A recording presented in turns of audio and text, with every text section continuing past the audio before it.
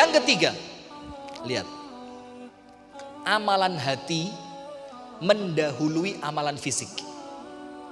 Ini pembukaan, jangan khawatir, pembukaan. Amalan hati itu mendahului amalan fisik. Amalan fisik niku napa? Ya, salat, puasa, ngaji, sedekah, silaturahim, itu semua amalan apa? Fisik. Amalan hati itu apa? Iman, niat, ikhlas, tawadhu. Tawadhu itu apa? Rendah hati, gak sombong, husnudzon, baik sangka kepada orang lain, loman itu saderenge tangan, ati rumiyin, Pak. Karena tidak mungkin orang itu loman lek atine elek, gak wani. Nah, sekarang amalan hati mendahului amalan fisik. Contoh, niki hadis diriwayatkan oleh Imam Bukhari. Hati-hati. Jangan salah paham. Sama seperti tadi ya, ketika saya mengatakan silahkan maksiat apapun selain syirik, itu bukan berarti nanti panjenengan pulang mabuk rek. Emang be Ustad kongon maksiat rek. Mabuk. Lu jangan. Inilah saya ngomong kasarane ya. Kalau bisa ya ojo kabeh. Jangan.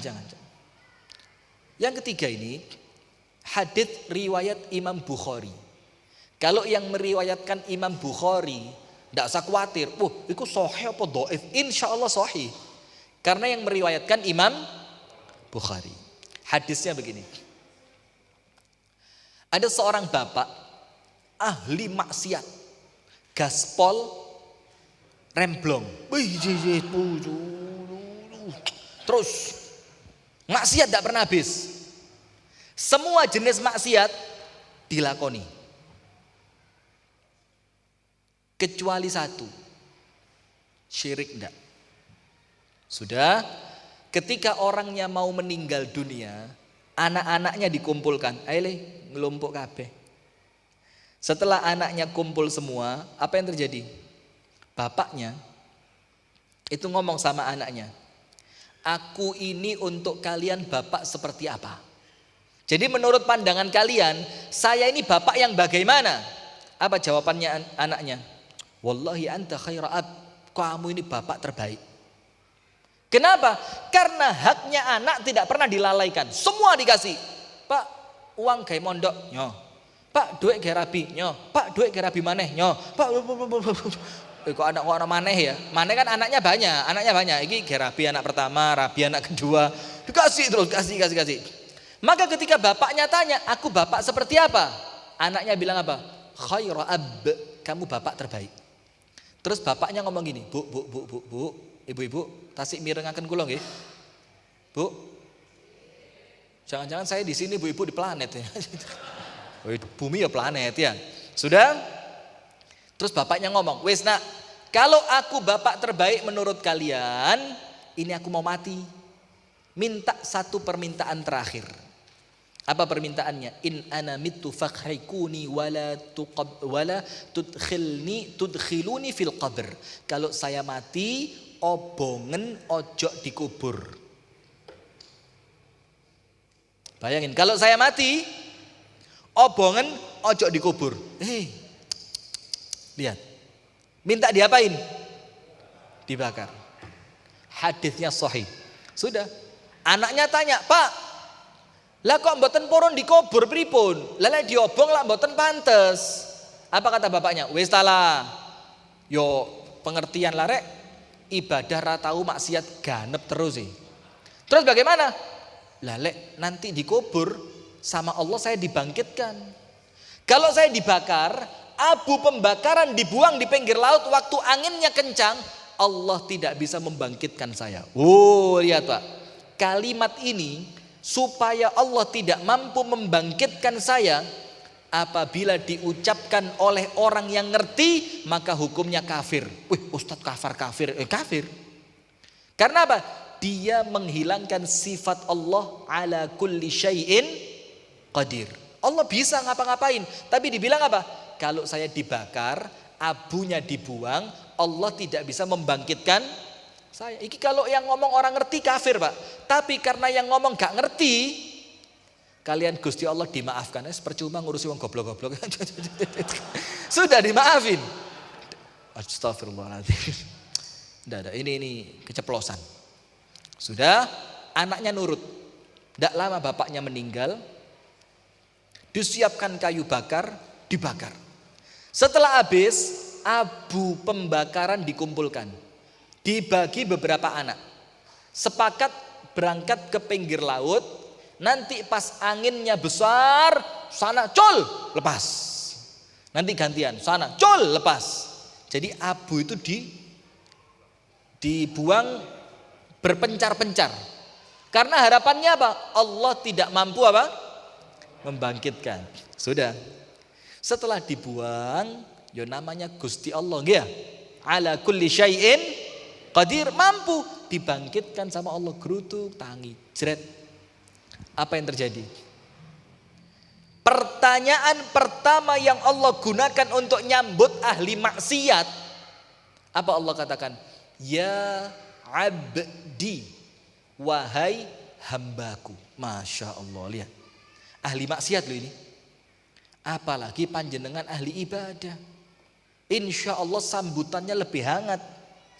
Allah senang sama ahli ibadah. Ditanya sama Allah, ya abdi, ma hamalaka ala fi'lik. Kenapa kamu tidak mau dikubur kok minta dibakar? Jawabannya cuma satu, yang dengan jawaban itu Allah mengampuni semua dosanya dia. Apa jawabannya? Mau tahu? Mau tahu? Apa? Ini kunci jawaban ini, kalau panjenengan dibangkitkan jawaban sing podo nanti. Diampuni sama Allah. Nah, ini jawaban satu kalimat yang menjadikan dia sama Allah semua dosanya diampuni. Apa jawabannya? Tunggu setelah pariwara berikut ini. Larang ini. Jawabannya adalah, itu hamba mengatakan, min khasyatika ya Rabb. Saya takut kepadamu ya Allah. Masya Allah. Cuma itu tok jawabannya. Min khasyatika ya Rabb. Aku takut sama kamu ya Allah. Sama Allah, malaikat dikumpulkan semua. Terus Allah bilang apa? Malaikat, ayo kalian semuanya jadi saksi. Hari ini aku ampuni semua dosanya dia, karena dia memiliki rasa takut kepadaku. Masya Allah, Pak. Sekarang saya mau tanya, rasa takut kepada Allah itu amal fisik atau amal hati? Fisik apa hati? Fisik apa hati? Menang mana sama fisik? Maka jangan sampai sakit hatinya, rusak, remek panjenengan. Contoh yang lain, panjenengan insya Allah semuanya sudah tahu. Dalam satu hadis ada satu riwayat yang mengatakan Abdullah bin Amr bin As.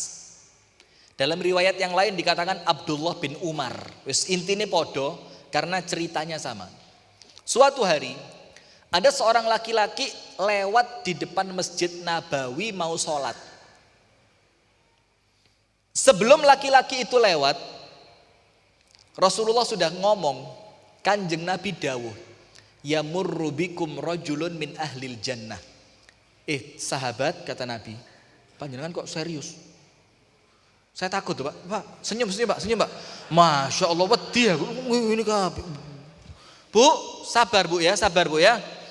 Gini Rasul bilang, yamurru bikum rajul min ahlil jannah. Sahabat, perhatikan.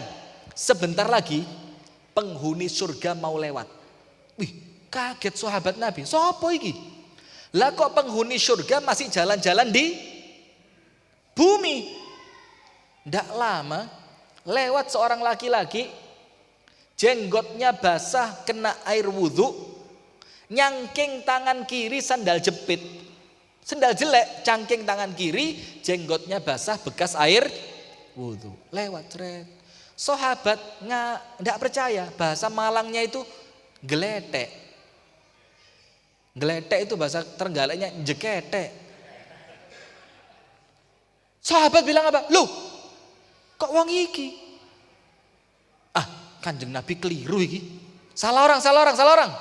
Sudah, sahabat nggak percaya. Hari kedua, Rasul bilang lagi, sebentar lagi penghuni surga mau lewat. Sahabat mikir, "Loh kan, wingi keliru kok. Lah mosok wong iku jare." Ternyata yang lewat orang yang sama. "Loh, iki maneh?" Gak masuk akal. Karena sebagian sahabat tidak percaya, apa yang terjadi? Diulang oleh Kanjeng Nabi sampai hari yang ketiga. Apa Kanjeng Nabi bilang? Sebentar lagi lewat calon penghuni surga. Ternyata yang lewat orang yang sama. Abdullah bin Amr bin As gak terima. Gak bisa. Akhirnya dia masuk ke rumahnya orang tadi. Apa yang terjadi?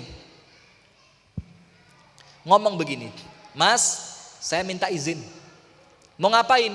Mau nginep di rumah sampean 3 hari. Loh kenapa? Ada masalah dengan bapak saya diusir." Terus laki-laki yang Rasul bilang penghuni surga tadi bilang apa? "Nggih monggo, mboten napa-napa." Disiapi kamar, diajak nginep di rumahnya. Abdullah bin Amr bin As kepingin apa? Kepingin lihat ini orang amalannya apa. Kok sampai Rasul mengatakan dia penghuni surga. Wes selesai. Pulang sholat Isya, Abdullah bin Amr bin As mikir, mesti gak turu iki, tiraket lek bengi. Wiritan, tahajudan, maca Quran. Ternyata tidur. Kata Abdullah bin Amr bin As dalam hati, "Oh mungkin sholatnya ngenteni saya turu. Karena khawatir nanti riak, sombong." Akhirnya Abdullah bin Amr pura-pura tidur. Itu tuan rumah gak tangi sampai subuh. Lu kaget. Penghuni surga gak tahajud. Oh mungkin malam pertama. Sudah berangkat sholat subuh. Setelah sholat subuh, Abdullah bin Amr bin As ngomong apa? Tahajud enggak? Mungkin poso. Ini orang amalannya apa? Puasa. Ternyata tidak, Pak. Apa yang terjadi? Ternyata tuan rumah ngajak tamunya makan sarapan. Loh, ditanya sama Abdullah, enggak poso? Orang tahu. Wih, kaget Abdullah. Lah kok gak tahu poso rek? Mosok Kanjeng Nabi keliru. Sudah. Abdullah bin Amr husnudzon. Sholat duha. Ternyata apa? Masuk pasar, gak metu, gak sholat duha sampai beduk. Loh, sholat duha enggak? Kata orang yang punya rumah, enggak tahu. Enggak tahu sholat duha. Blas. Tahajud enggak? Puasa enggak? Sholat duha enggak. Lah kok mikir ini? Lah kok kata Rasul penghuni surga? Abdullah bin Amr mikir apa? Malam kedua insya Allah. Ternyata malam kedua sama, malam ketiga sama. Abdullah bin Amr bin As bingung. Iki Kanjeng Nabi keliru. Atau orang ini menyembunyikan amalannya. Setelah selesai 3 hari, Abdullah bin Amr bin As ngomong apa? Ini baru pembukaan setengah songo. Abdullah bin Amr bin As ngomong gini ke tuan rumah. "Pak, sepuntene ingkang kathah. Minta maaf. Kenapa? Saya bohong sama sampean. Saya ini nginep di rumah sampean bukan karena ada masalah dengan bapak saya, tapi saya penasaran. Loh, penasaran kenapa? 3 hari berturut-turut panjenengan lewat depan masjid. Kanjeng Nabi mengatakan panjenengan ini calon penghuni surga. Maka saya kepingin tahu ini amalan apa yang dia lakukan saya belum melakukan. Yang kalau nanti saya tahu tak tiru cek podo-podo dadi penghuni surga." Malam pertama tahajud yo gak belas sampean iki. Poso yora, duha yora. Sampai 3 dino gak ibadah belas sampean iki kecuali yang wajib. Dadi lek api-apian yo si api aku. Bayangin, ini fisik. Kalau dibandingkan secara ibadah fisik, Abdullah bin Amr bin As ngomong apa? Lek api-apian yo si api aku. Aku masih gak akeh tapi yo tahajud. Masih gak istiqomah tapi yo poso. Masih gak petang rakaat tapi yo sholat duha. Lah sampean belas sih. Tapi panjenengan dibilang sama Kanjeng Nabi penghuni surga. Apa amalannya? Lihat jawabannya, Pak. Penghuni surga itu ndak ada yang sok jadi wali. Wali. Ndak ada. Tawadhu. Rendah hati. Bahkan dia menganggap dirinya, mosok sama Kanjeng Nabi ngomong ngono. Iya, orang percaya. Iya. Tawadhu sampai dia pun merasa tidak pantas masuk surga. Ditanya sama Abdullah bin Amr, Mas, apa sih amalannya? Laki-laki itu bilang apa? Kok noleh rono kabeh? Oh, gandengan kono timbang kene ya. Tipuan kamera. Sudah? Laki-laki itu bilang apa? Ma hiya illa ma ra'ait. Mas, saya tidak punya amalan apapun kecuali yang sampean lihat. Yusma ikut tok. Salat wajib tok, poso Ramadan tok. Sedekah mek sing wajib tok yaiku zakat. Loh, kok Rasul bilang sampean penghuni surga? Loh, aja takon aku, takon Rasul. Tidak tahu saya. Abdullah bin Amr makso, ayolah Mas, bagi-bagi amalan, siapa tahu saya bisa mengamalkan. Laki-laki itu ngotot, mahia illa mara'ait, saya tidak punya amalan apapun kecuali yang kamu lihat. Yusma ikut tok, jujur. Ketika Abdullah bin Amr pamit pulang, sama penghuni rumah dipanggil, Mas Rini, dengerin.